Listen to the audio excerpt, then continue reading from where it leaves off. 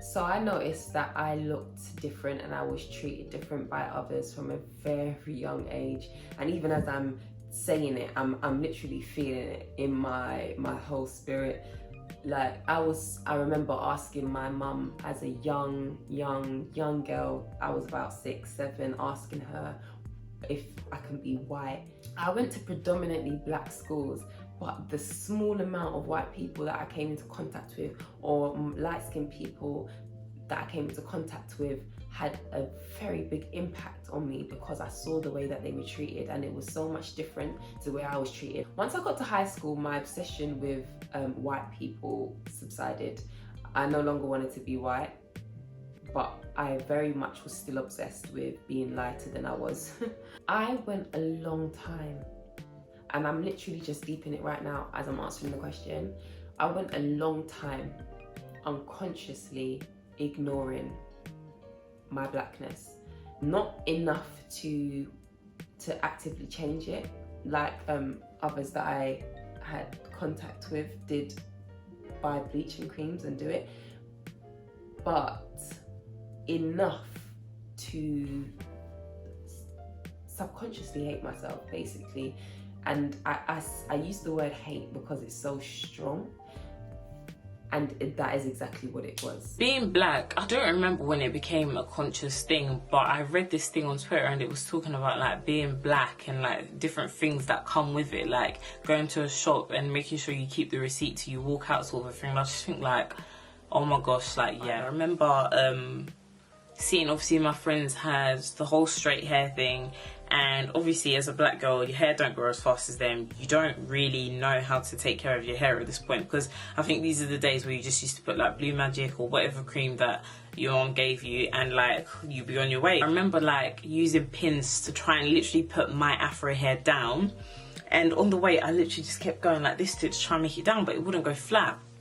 And like, it's so sad to think that from a young age I had like a complex with how my hair was looking, only because like I wanted my hair to look like my friend's hair. It's like from that point, that's when I realized like, oh my gosh, like there's something different. And it generally used to like get me, do you know what I mean? But then it's like, why did I feel like I needed to have hair like this to fit in? Like, and that's simply because I wasn't around other black girls. It's like sad to think that we were all in different places and we were all probably going through similar things, and yeah, not even knowing how to handle it, just sort of like trying to make ourselves look like something we're never gonna look like, and not embracing our actual beauty. And it's taken this long to actually really understand, like, do you know what, we are different and it's good to be different. Like, it's nice, it's beautiful.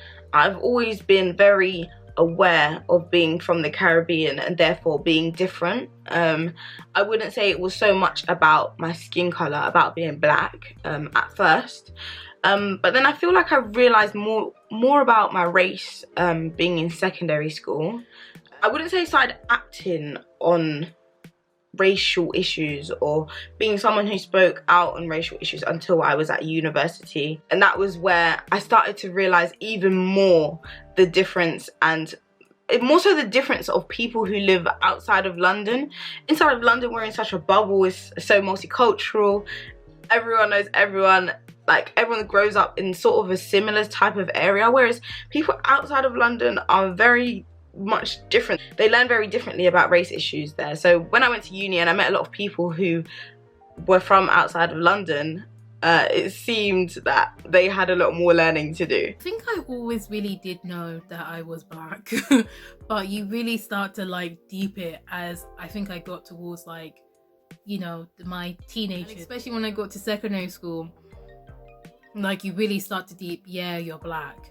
I think though what I am learning and what I've definitely learned in towards being black is that it's not monolithic. So me not learning that I was black also came with knowing that it's not a monolithic experience. There is a difference between ethnicity, nationality and race. There's no really such thing as black culture, it's black cultures, because it's like with me learning I was black, also learning that like I'm African and that I'm not Black American, and also learning a lot of the things that we talk about when it comes to black culture.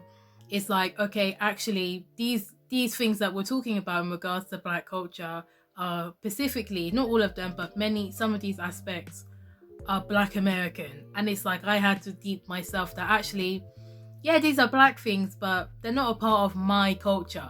So I think learning about my Blackness also learned that like my Blackness is going to look different to other people. I learned that I was Black from a young age. When I first had my racist experience, it was this old man came out of his house and he was heckling me and my brother, and we were told to leave this whole entire street because this guy was so disturbed that he has some Black children playing on innocently, harmlessly on the street, you know.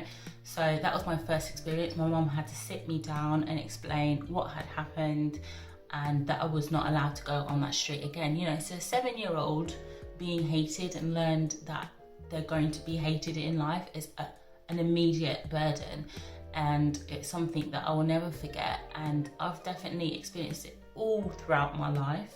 And that just constantly puts you in that fight or flight of what am I going to deal with today? What am I going to contend with as soon as I walk out the door? How am I going to have to mold and adapt myself to be more palatable for white people so that I can be seen through the white gaze as being somebody that's harmless, polite, you know, I'm playing the game, I've got it all figured out, I ain't got too much sass, I don't have too much of an accent, and in turn whitewash myself basically, because I lived in predominantly white towns and that was the only way to do it. Was survival, and I feel like I've constantly had my back up.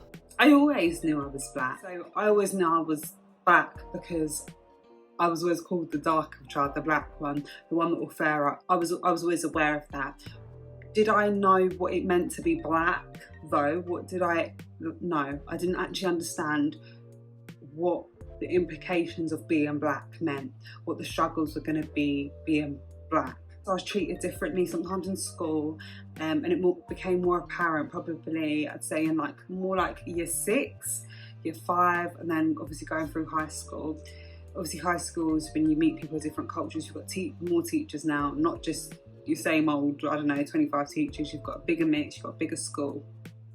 And for me, it was being treated different. I knew when I was being treated differently. No, I always knew I was Black, but I think it really started to affect my life very young. Maybe I was around year 4. We moved from London to a place called Houghton Regis, which is just outside of Luton, and you could literally count the Black people in that area, in that town. You could count it with one hand, literally. That's it. And in the school, forget about it. The first school that I went to, I was literally the only Black girl. I was only there for 1 year. And my mum always remembers that she dropped me at the school and she cried. Like, just seeing me walk in, she just cried because she just didn't want me to feel excluded. She didn't want me to feel, you know, like an outcast.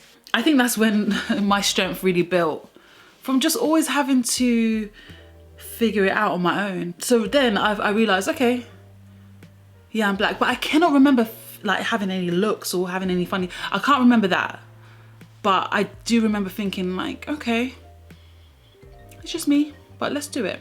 In this very difficult time, it's nice to see all of us sort of, banding together and creating our own things. There's no denying that, even though I'm an anti-capitalist.